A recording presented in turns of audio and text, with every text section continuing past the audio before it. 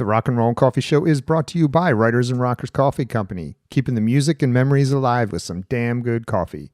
Be sure to pick up your Rock and Roll Coffee Show coffee only at writersandrockerscoffee.com. And also brought to you by Retroactive, located at Broadway at the Beach in Myrtle Beach, South Carolina, keeping you retro with everything from 70s, 80s, and 90s. ShopRetroactive.com. It's the Rock and Roll and Coffee Show. Yeah, with Joe.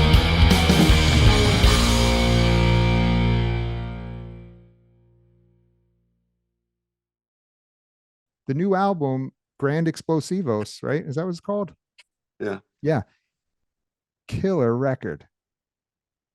It's fantastic. All right. Thank you. I'm glad to dig it.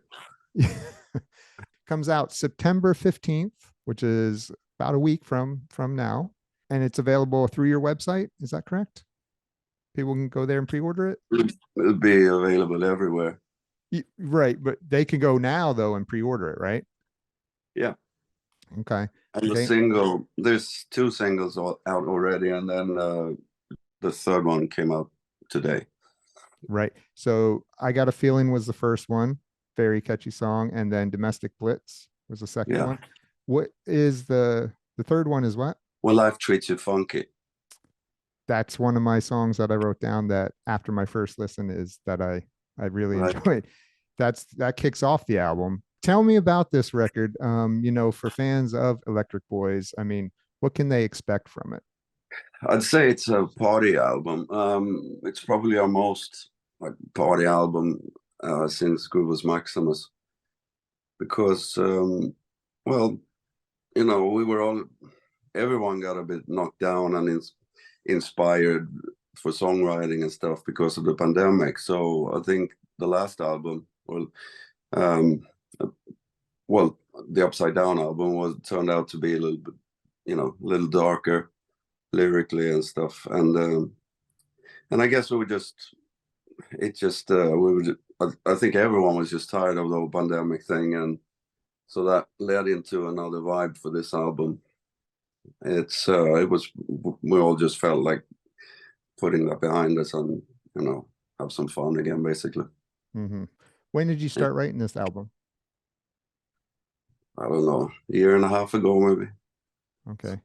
The production quality on it is fantastic as well, which all of your records have been really good production quality. That clearly is important to you, correct? Yeah, it is. And I mean, something that annoys me, or all of us, is that if you go on the road, for instance, and you have a noisy car and you want to listen to your favorite albums, and some of them, as good as or great as they might be, they just don't sound good in a car when there's a lot of noise going on around you, and some are really clear. And that's something that we've wanted to try and achieve, so to have like a pretty clear production. I mean, that's why we like some of the 70s stuff, but also modern stuff, but just a lot of the 70s stuff, like I'm not saying that we sound like it at all, but if you listen to like Ballroom Blitz by The Sweet, for instance, it still sounds fantastic in every car stereo. And Back in Black is one of those albums. It just always works.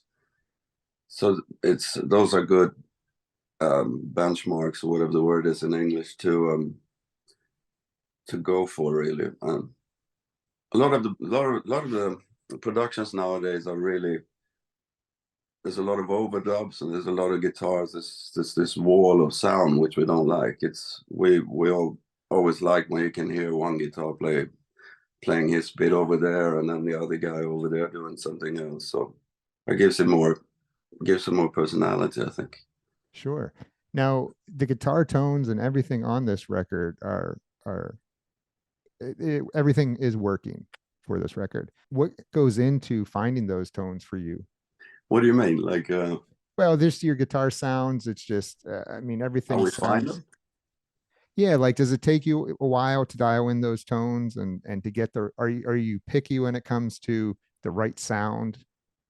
Well, a lot of the work has been done in pre-production, or even like way before. I mean, I had a new pedal yesterday that I was trying out at the rehearsal place. It's just an ongoing thing. You can't stop yourself.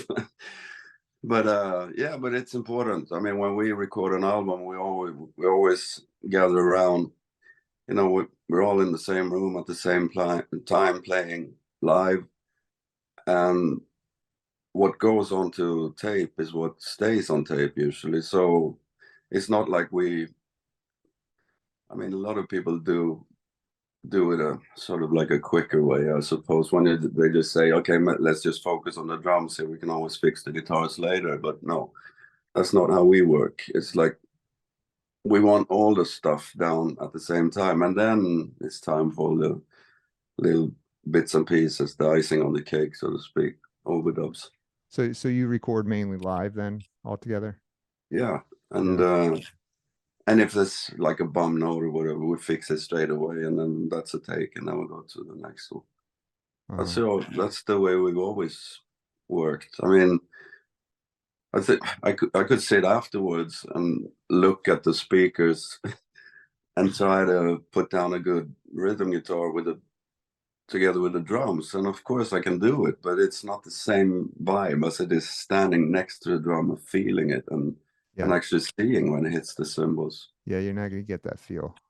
It's a hell of a lot more fun for sure, and that's why you start in the first place. So you guys, do you use any nowadays a lot of people will use plugins and that they'll go that route. Do you amp your guitars? I mean, do you mic them up and everything, or do you go direct into and use? Well, we mic amps, Mm-hmm.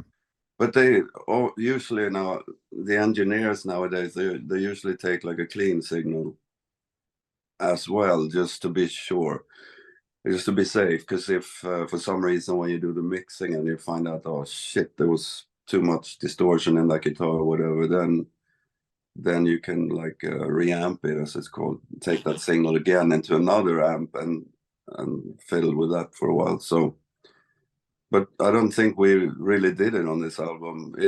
I mean, we recorded that way, but it was never used because we spent enough time on the main sound. So I think they were all used pretty much as they were. Well, like I said, it sounds great. It's a great record. Um, I purchased my copy. I'm excited to get it. I got the turquoise because there's only 500 of those, Yeah. right? So, 499 now because I got one. yeah. so And all counting. Electric Boy fans need to go get that before those run out, because once this album comes out, I think it's going to sell very well once people hear it. Yeah, I hope so. It's always you always want to get it out to as many people as possible. I think that's a difficult part nowadays for everyone. Yeah. I mean, like in the old days when we started, then there was MTV and a couple more radio stations or TV shows. So I mean, you knew if you ended up on MTV on every rotation, you knew it was going to be a hit because everybody was watching that. Now it's like everybody's watching everything, so it's difficult. So when you're releasing an album today compared to then, I mean, what kind of strategy goes into it today? Well, there's a lot of marketing and promoting the whole promotion thing. We have a good promotion department at Mighty Music. I think they work hard on that, making sure the magazines get their uh, stuff to review and stuff like that. And then there's all the social media that needs to be done, and we have someone helping out with that as well. And we try to be on the road as much as possible. Yeah, you guys have been on the road recently, right? Quite a bit from what Yeah. I've seen over in Sweden. Yeah, only Sweden for now, but we're looking at other tours together with other bands, or our own tours with support bands or whatever. But there's a lot of options. So, but there's nothing I can tell right now. As you said, we released the album on the 15th, and then we do some more touring over here in October, November, I think. then I don't know what's going to happen. But and the States, for instance, we want to go back there, but it's such a big machine to get that up, and rolling. Money wise, especially, it's really expensive It's to crazy. get all the working permits and everything. So you need to have like a proper setup and a good tour to be able to make it work. Yeah, that's But definitely the we're not challenge. giving up. Well, I hope not. I've never got to see you guys. I've been a fan. I've got my cassette right here. The first one. Oh, My original cool. cassette on Atco Records. Yeah. But I never did get to see you guys because I don't think you really got on a big tour, did you?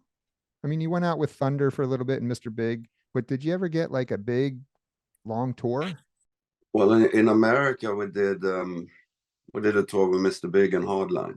That was the biggest one.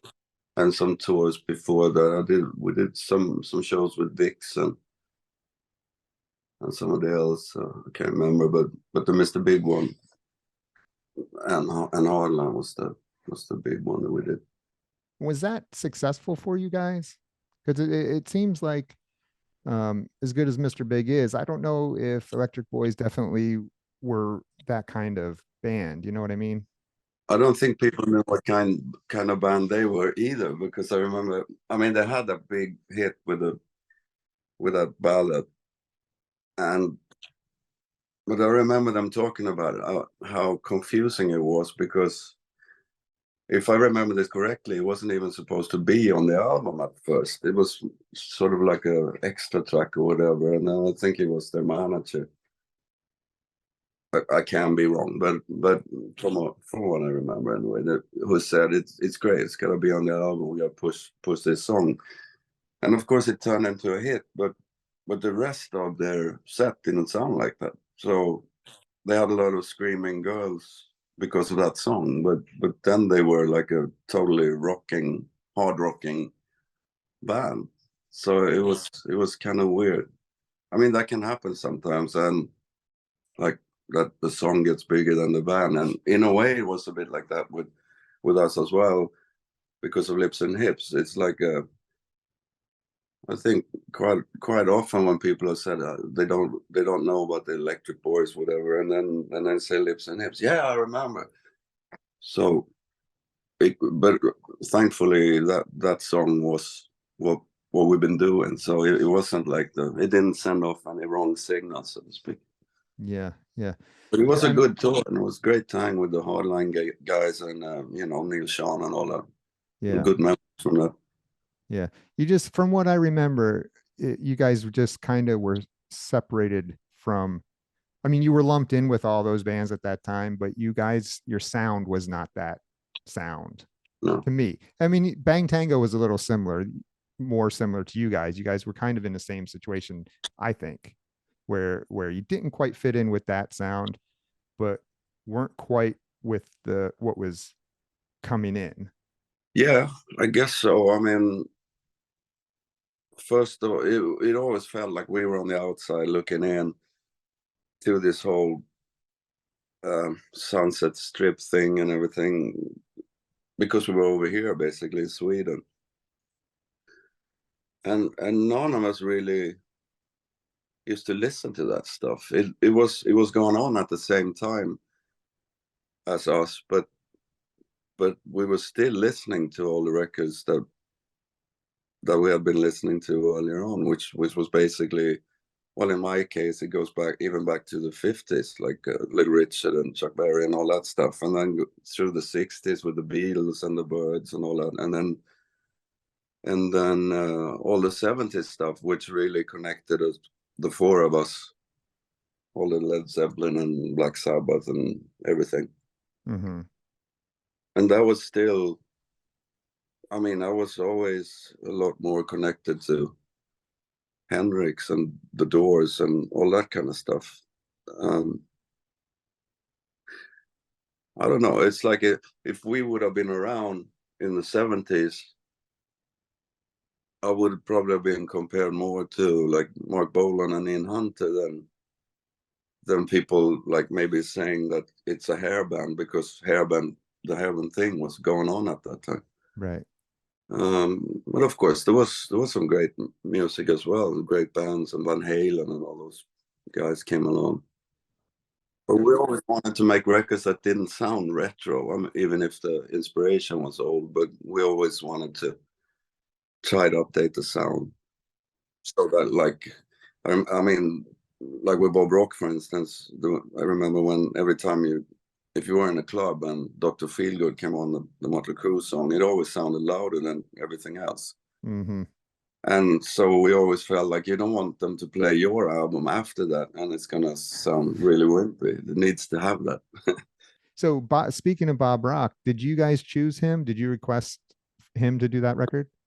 Yeah, I think the record company asked us, who would you like to work? I mean, we did a Swedish record, '89, I think, and then when it was time for an international release, we had a lot of new songs written that we felt was stronger, especially lyrically. So we said to them, we would like to change some songs before we release it. And they say, who do you want to work with? I think, I don't know if it was me or someone else, but just said like Bob Rock because he was the best, you know. I don't even know if we were thinking that we would get him. It was the same thing when we went to Abbey Road. It was like, when do you want to record Abbey Road? Okay, well, it's booked. But so yeah, he phoned me up and said, hey, this is Bob Rock and blah blah. And I was like, whoa, what's going on here? But he actually really liked Lips and Hips. He had heard that, and he said, I don't know what you want me to change. It's great as it is. But we said, no, you got it wrong. It's like we want to record some new stuff. And it's like, okay, I see. So that's what happened. We went there and did 5 new tracks, So which was great. that record was like half and half then. Yeah. Coming from Sweden, I mean, how'd you get your deal? Like, how did they find you, or how'd that all work? We got I think we got a publisher interested first, and then the record company, which was Polygram, which is a division of Phonogram over in Sweden, and we got them interested, and then they started sending, if I remember right, it was Lips and Hips again. They sent that out to a lot of people in America, publishers and to the record label people, and they were all like, "Oh, this is great! This is like old Aerosmith or whatever," and all of a sudden everybody wanted to join in on that. So, and that's how we got in touch with Atco in New York, and also Phonogram in London. And then once that Lips and Hips came out, you guys, from what I remember, took off pretty quick, right? It didn't take you long once that got released. Well, I mean, we released the album here, and then we started touring. So for us, it didn't feel that fast. The record had been out here and at least on import in UK for quite some time. But in the States, was it quick in the States? You mean from the release? Yeah. Because Yeah, MTV grabbed a hold of that. yeah. And and like I said, it ended up on heavy rotation on MTV, and obviously that's in those days that would make a change. So how long did you tour off the first record? I don't know. It felt like we toured all the time because we had a booking agent that was nuts over here. He booked us in every venue Yeah. Yeah. that he could find. So, which was good because it gave us some experience. But we we always wanted to be on the road, and in fact, I'm still the same. That's when I feel the best, when there's something, knowing that you have something coming up all the time. Yeah. Like I always say, when you've done a show that you're really happy about, and then you sit in the nightliner or band, whatever, and open up a cold beer, and you start rolling towards the next city, knowing that there's a gig the day after. That's the best feeling. Yeah. So are you more of a live guy than a studio guy? I love both, to be Yeah. honest. It's totally different, but Yeah. I think I need both, you know. If you tour a lot, then you're looking forward to the studio and vice versa. Mm-hmm. Well, coming off the first record, and then you went into Groovus Maximus, was there a lot of pressure going into that record because of the success of the first one? I don't recall us feeling pressure, not any more than we had done earlier. It's like you always set the standards for yourself, like how good you want it to be or what kind of album you want to make, and that's that was always the goal. We were always pretty sure about ourselves. Like if the four of us starts going like this, then we knew we were onto something, and then we figured there has to be more people because we're not totally stupid. Yeah. Well, I started So, doing that when I listened to the new record this morning. So that's a good sign, I guess, right? Yeah. So Groovus Maximus was 92 around that time, I believe. But you guys split in 94, was it? A couple years later?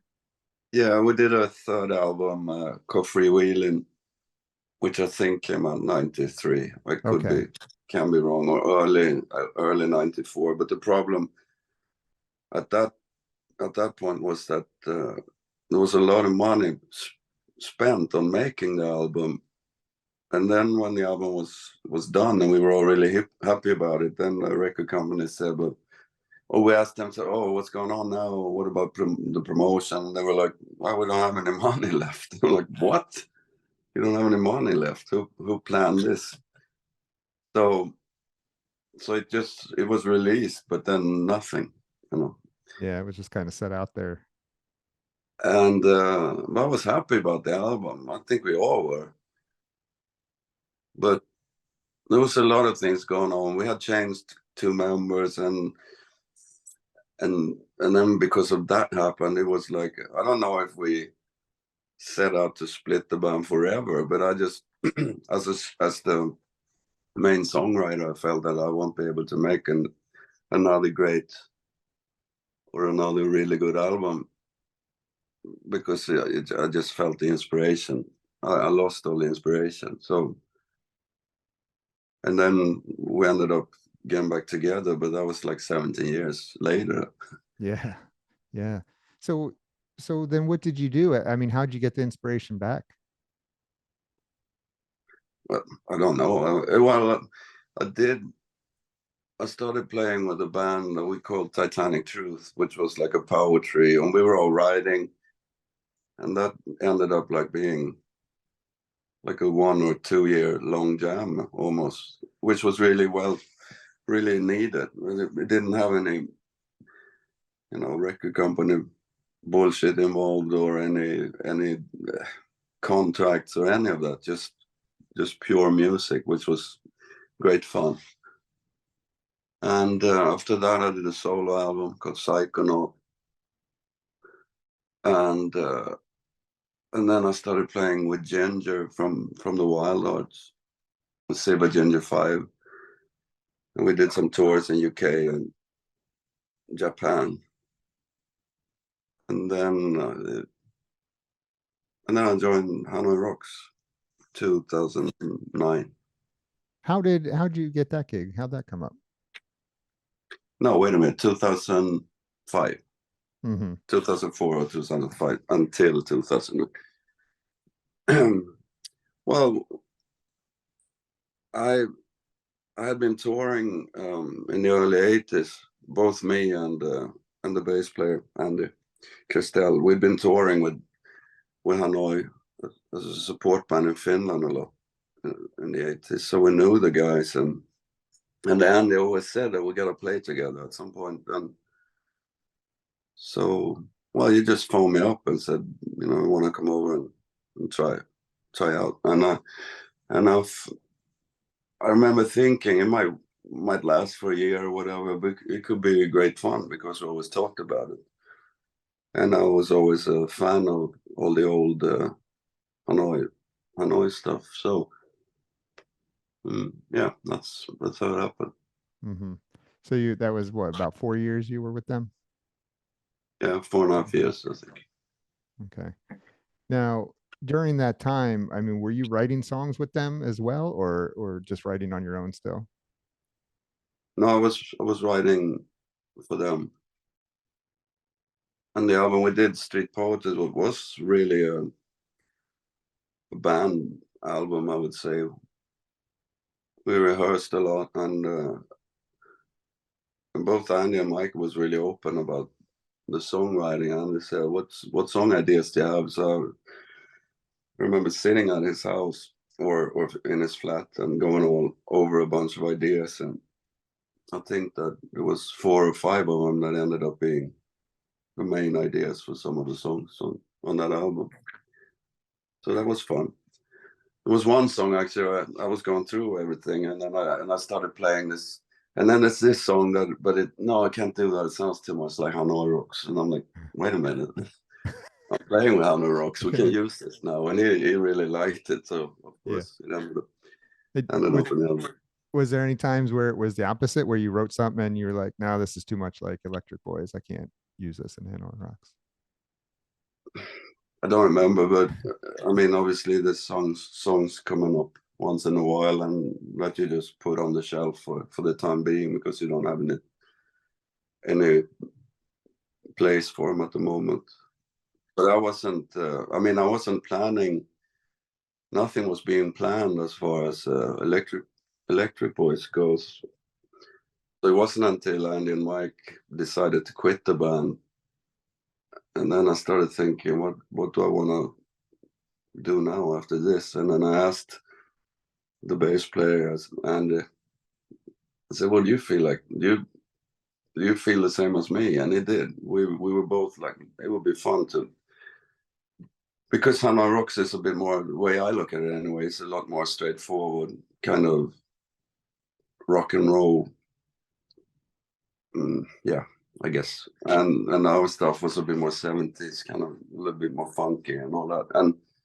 And it just felt like it would be fun to do that again. And also because I hadn't been singing for a long time. I hadn't done the frontman thing, so I was like, well, that could be fun again. So we figured, let's call the guys and see if they're up for it. But we weren't too sure about it, to be honest. Maybe they didn't even want to, but they were like, yeah, okay, let's get together and try. Which was fun because it took like 20 minutes until everything was Yeah, as it used to be. You know, everybody finds their spots, and it's yeah, the never same lost kind it. of stupid humor and That's fun. That's fun. yeah, And then, so that was all four. That was original guys, right? yeah, Okay. And is that the and them boys done swang record? Is that what you guys yeah. did? Which is a great record too. I love that album. Thank you. Mhm. You've been listening. I have been. I have been. And you know, I've always been an Electric Boy fan, but until I really dove in and started going down a rabbit hole, I didn't know you had all those records out. You This is your eighth studio record Yeah, as the Electric Boys. And then yeah. you have all your solo stuff as well. So you have a It's lot of still records. not. It's still not as much. I wish I was faster. You know, I could release fast records a lot faster, but it's not. It's not how I work. I find it really hard to like go to work, if you see what I mean, when you're gonna write a song. It's like it just blocks all the inspiration out. Yeah. So I usually go for months and there's nothing happening, and then there's this one little idea that comes up, and then all of a sudden you've written a whole album. And then this and that procedure repeats itself. In when I was younger, it used to scare the hell out of me because every time I had those times when I wasn't writing, it always felt like I can't possibly see myself writing again. I've Sure. lost it. Yeah. What are you gonna do? Yeah. So you've always been I the was main maybe to songwriter? be a tattoo artist or something, but then I realized I was shaking too Yeah. much, so Can't do that. I went out the window. So you've always been the main songwriter? Yeah. Okay. Okay. Do you have a certain way you like to approach writing when you get an idea? Is it usually a melody first, or you just playing around with your guitar and come up with a riff, or is there a So certain way? no, it's different. Okay.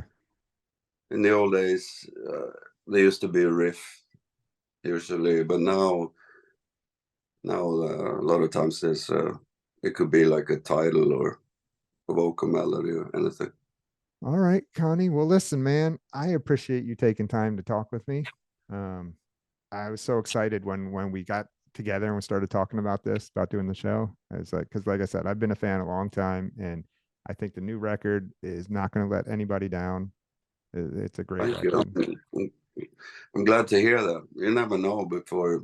I mean, we're just about to release it. I've seen a few reviews, but it doesn't say that much. But Uh-huh. so that warms my heart. I'm glad you like it. Yeah, yeah, definitely. I can't wait to get my copy, my blue one. Yeah, 499 left. yeah, and counted. Yeah, yeah, yeah. All right. So your website is what is it, electricboys.com? Yes, electricboys.com. But there's more action on Facebook and Instagram. Right. Okay. Oh, one other thing, I think you're getting ready to go on a boat too, right?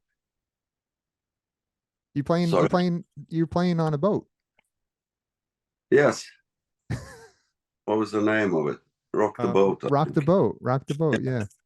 Have you played these boat things before? Or is this your Yeah, first one? and we've done the Masters of Rock cruise a couple of You have. times. Okay. Okay. So we finally made it to Miami. Woohoo! Yes. All right. Well, Yeah, good. great. Those are great fun. Good. Good. Well, Lovely hopefully, audience. It's like the vibe is so positive and yeah, everyone fun. just having a good time. Yeah, That's awesome. and it's cool how how people socialize among the bands and with fans and everything. It's a really cool thing. Yeah. I Yeah. hope we can go on it next time. Well, What they want hopefully, is hopefully you can get yeah, back to the States. Cause like I said, and if you do get over to the States, make sure you tell that agent we need to get over to South Carolina and see Joe. yeah, man. I'll show him this. Tell him, do your work. All right, buddy. Thanks a Take care. lot for having me. Yeah, man. Take care. Good talking to you.